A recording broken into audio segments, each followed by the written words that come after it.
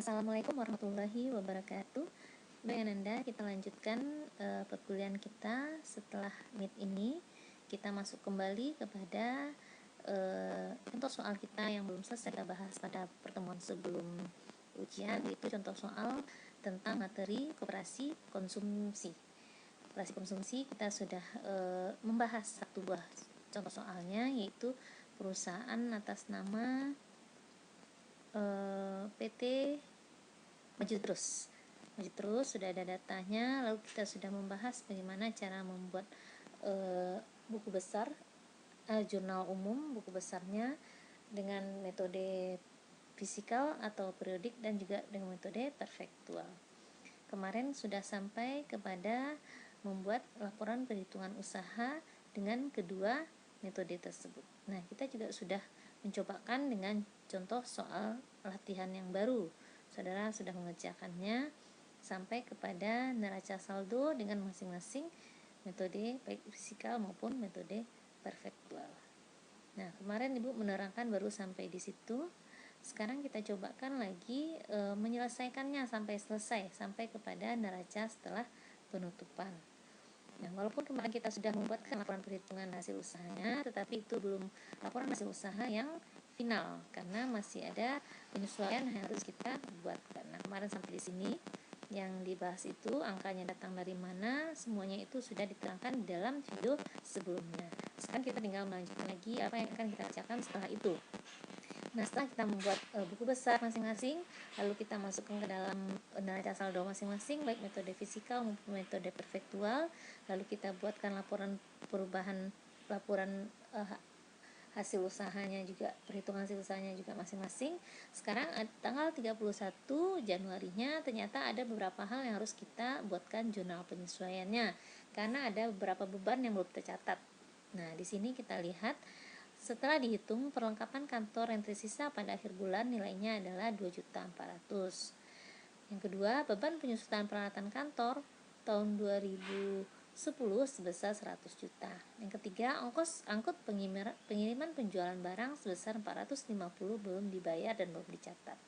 Nah, pada hakikatnya jurnal penyesuaian ini adalah semua beban ataupun pendapatan yang telah terjadi, yang telah menjadi beban dan juga telah menjadi bagian dari pendapatan pada bulan bersangkutan. Nah, kalau ini adalah bulannya bulan Maret, maka ini sudah menjadi beban pada bulan Maret tersebut, atau dia sudah menjadi pendapatan pada bulan Maret tersebut. Makanya kita harus akui dia, kita harus catatkan dia dalam laporan keuangan kita pada bulan tersebut. Karena belum tercatatkan di dalam neraca saldo yang kemarin, maka harus kita buatkan sekarang. Kita buatkan jurnal penyesuaiannya, lalu kita buatkan kertas kerjanya, dan buatkan laporan yang barunya lagi. Laporan yang baru lagi maksudnya adalah laporan perhitungan hasil usaha yang baru lagi, dan juga laporan neraca, jurnal penutup, dan neraca setelah penutupannya kembali setelah kita membuatkan jurnal penyesuaian ini. Nah, dari data yang kita dapatkan ini, bagaimana bunyi dari jurnal penyesuaiannya? Karena di sini dikatakan yang masih tersisa. Yang masih tersisa artinya yang telah terpakai berapa? Coba kita lihat perlengkapan ya. Yang kita catat itu adalah yang telah menjadi beban. Kalau yang yang perlengkapan ini kita catat itu adalah yang telah menjadi beban. Nah, ini dia perlengkapan nilainya adalah 3 juta. Peralatan nilainya 40 juta. Nah, perlengkapan 3 juta, dari 3 juta itu yang masih tersisa adalah 2.400.000. Seperti itu tadi bunyi dari keterangan untuk jurnal penyesuaiannya. Nah, ini dia. Nah, ini. Nah, yang masih tersisa adalah 2.400.000. Maka dari keterangan itu bisa kita simpulkan kalau yang telah menjadi beban adalah nilainya sebanyak 600.000. Dapat dari mana angkanya? Yaitu 3 juta dikurang 2.400.000, dapatlah 600.000. Yang telah menjadi beban perlengkapan itu senilai 600.000. Maka kita buatkan jurnal penyesuaiannya. Debitnya adalah beban perlengkapan, sisi kreditnya adalah perlengkapan. Perlengkapan itu sendiri yang berkurang. Berbeda dengan penyusutan. Kalau penyusutan bukan berbeda dengan peralatan. Kalau peralatan bukan peralatannya yang berkurang, tetapi nilai guna dari peralatan itu yang telah mengalami penurunan nilai. Ya, maka untuk peralatan dia tidak langsung mengurang pada peralatan, tetapi kita tuliskan dia menjadi akumulasi penyusutan peralatan. dan beban penyusutan peralatan. Itu untuk yang nomor 2-nya. Beban penyusutan peralatan kantor untuk bulan Maret tahun 2010 adalah 100.000. Maka kita tuliskan debitnya adalah beban penyusutan peralatan 100.000, sisi kreditnya akumulasi depresiasi peralatan 100.000 atau akumulasi penyusutan peralatan 100.000. Yang ketiga, ongkos angkut pengiriman penjualan sebesar 450 belum tercatat dan belum dibayarkan. Nah, itu harus kita akui dengan cara kita mencatatnya karena telah menjadi beban. Belum tercatat, belum dibayarkan. Nah, berarti ada kedua kegiatan di sana. Telah menjadi beban dan satu lagi adalah menjadi hutang karena belum kita bayarkan. Maka debitnya adalah beban angkut penjualan, sisi kreditnya adalah utang usaha karena belum kita bayarkan. Nah, dari neraca saldo sebelumnya dan juga jurnal penyesuaian yang telah ada, kita coba buatkan kertas kerjanya. Metode kita gunakan untuk membuat kertas kerja ini kita ambil saja satu, yaitu metode perfektualnya. Maka angka-angka yang ada di sini adalah angka-angka yang kita pakai, yang telah kita dapatkan dari metode perfektual tadi. Kita salin semua kembali akun-akun yang ada di neraca saldo yang metode perfektualnya terlebih dahulu. Coba kita lihat yang mana itu angkanya.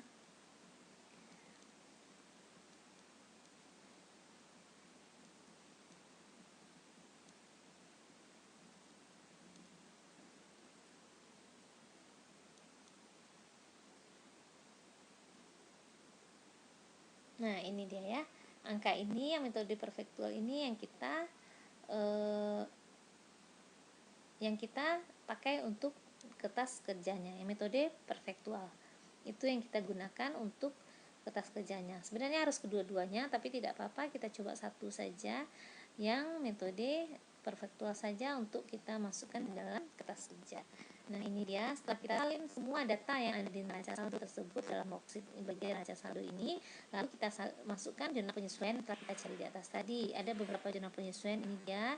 Debit yang nomor 1 ini berarti beban pemakaian perlengkapan belum ada, itu kita tuliskan di sisi bawahnya. Beban pemakaian perlengkapan, ini dia, beban perlengkapan 600.000, sedangkan sisi kreditnya tadi adalah perlengkapan, berarti dia mengurang langsung kepada perlengkapannya. Nah, yang di sini kita tuliskan pada sisi kredit, yang mana sebenarnya perlengkapan itu akun normalnya adalah berada pada sisi debit, tetapi kalau dia berkurang maka dia kita letakkan di sisi kredit. Nah, yang kedua tadi apa? Beban penyusutan dengan akumulasi penyusutan. Nah, kedua-duanya belum ada akunnya, kita catatkan keduanya di sini. Beban penyusutan 100, akumulasi penyusutan 100.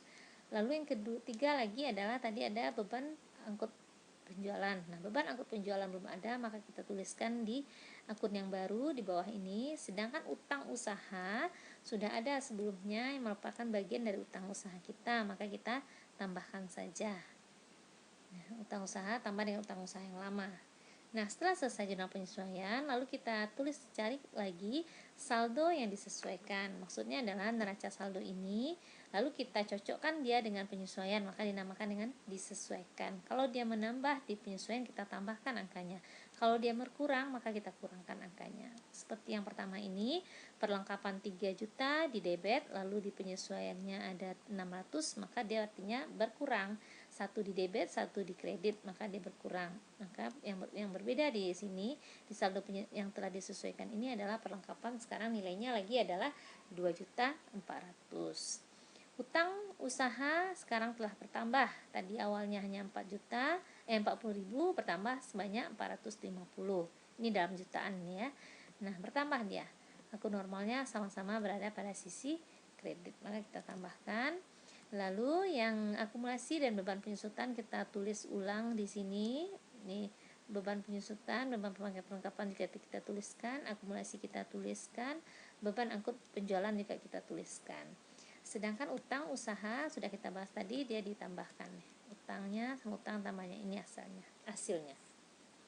Nah, setelah itu kolom yang keempat lagi adalah mencatatkan laporan hasil usaha. Nah, kalau sudah hasil usaha yang diminta, artinya semua beban dan semua laba kita tuliskan di sini. Semua beban, semua pendapatan atau semua penjualan kita tuliskan di sini. Ini partisipasi bruto merupakan bagian dari hasil usaha, kita tuliskan masuk ke dalam kolom hasil usaha.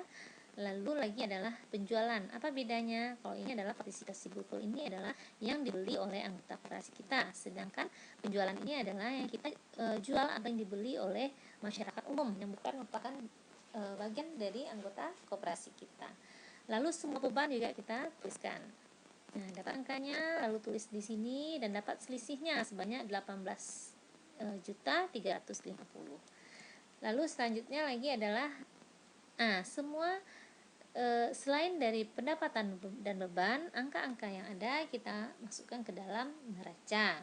Baik sisi pasifa dan sisi aktifanya kita tulis ulang semuanya kembali di sini dengan angka-angka yang baru yang setelah kita sesuaikan. Berarti nanti ini adalah kesimpulannya, ini nilai dari laporan laba rugi atau perhitungan hasil usaha, dan ini adalah semua nilai dari neraca. Nah, setelah dapat angkanya, kita lihat selisihnya berapa. Kalau dia berlaba, dia letaknya di sisi satu paling kiri, satu paling kanan. Kalau dia berlaba, kalau dia berugi, maka dia bertemu di tengah-tengah, ini selisihnya. Angkanya harus sama. Kalau tidak, berarti ada kesalahan pada pencarian saudara. Nah, setelah itu kita buatkan lagi perhitungan hasil usahanya. Ini perhitungan hasil usaha yang baru maksudnya ya. Tadi sebelumnya juga kita telah buat perhitungan hasil usaha. Ini yang barunya lagi setelah ada penyesuaian. Karena kita masih menggunakan metode persentual, itu kita pakai partisipasi bruto 96, beban pokok 81.600, maka partisipasi neto 14.400. Kenapa ini satu beban pokok, satu harga pokok? Yang beban pokok ini adalah kita mencatat biaya penjualan yang untuk kepada anggota, sedangkan harga pokok penjualan ini adalah kita mencatat biaya penjualan kepada non anggota untuk menilai berapa partisipasi neto anggotanya. Tujuan apa kita cari ini? Nanti kita kan mau membagi hasil usaha. Nah, hasil usaha itu dibagikan berdasarkan kepada partisipasi aktif dari masing-masing anggota. Kalau dia sering belanja, maka juga dia akan mendapatkan SHU yang lebih banyak gitu ya. Maka itu kita beda-bedakan mana beban pokok yang untuk kepada anggota, mana beban pokok atau harga pokok penjualan untuk kepada non anggota. Nah, ini penjualan artinya kita jual kepada pihak lain atau kepada non anggota, harga pokoknya 61.200, dapatlah SAU dari non anggotanya 10.800. Kita tambahkan, nah itulah dia yang menjadi sisa hasil usaha kotor. Belum bersih lagi karena belum dikurangkan dengan beban yang lain-lainnya. Sisa hasil usaha kotornya adalah 25.200. Angka-angka ini dari mana, Bu? Nah, itu sudah kita pelajari minggu kemarin. Sudah ada kita dapatkan di dalam neraca saldo dan juga dari worksheet. Kan dari worksheet ini kita membuatkan yang barunya atau dari kelas kerja yang telah kita bahas di atas tadi. Lalu beban kita tuliskan kembali di sini, dapat angkanya 6.850. Kita cari selisihnya, dapatlah dia 18.350. Angka ini harus sama dengan yang ada di dalam kertas kerja atau worksheet tadi, ini dia. Karena inilah yang merupakan bagian dari labanya, 8.350. Nah, setelah itu kita buatkan neracanya lagi, neraca yang baru. Kalau sebelumnya juga kita sudah punya neraca awal, sekarang neraca yang baru lagi. Setelah ada penyesuaian atau setelah di dalam kertas kerja kita pindahkan ke sini. Di dalam worksheet kita pindahkan ke sini bentuknya lagi. Ini dia, dapatlah ada angkanya adalah 358.800.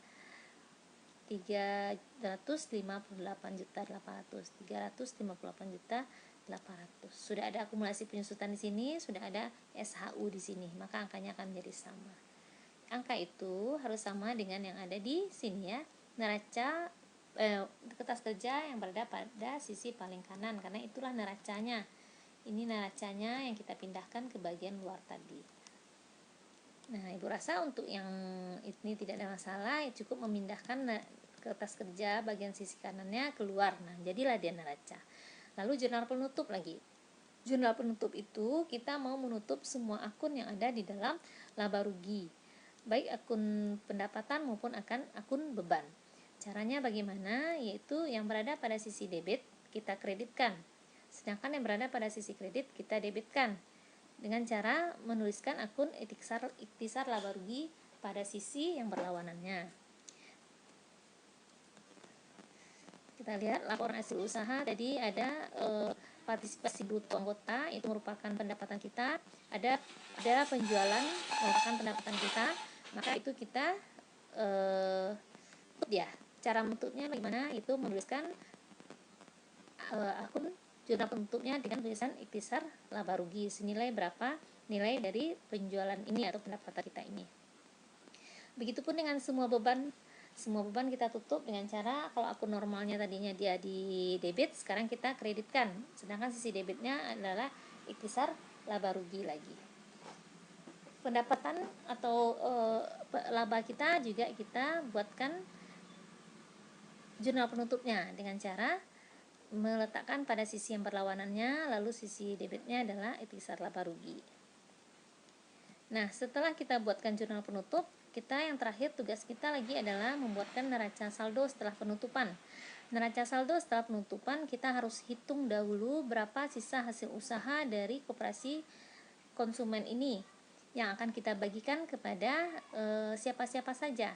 Nah, berdasarkan keterangan yang ada, kita membagikannya kepada dana anggota, dana cadangan, dan juga kepada dana sosial. Nah, ini berbeda-beda ya, sesuai dengan kesepakatan yang ada di dalam masing-masing koperasi.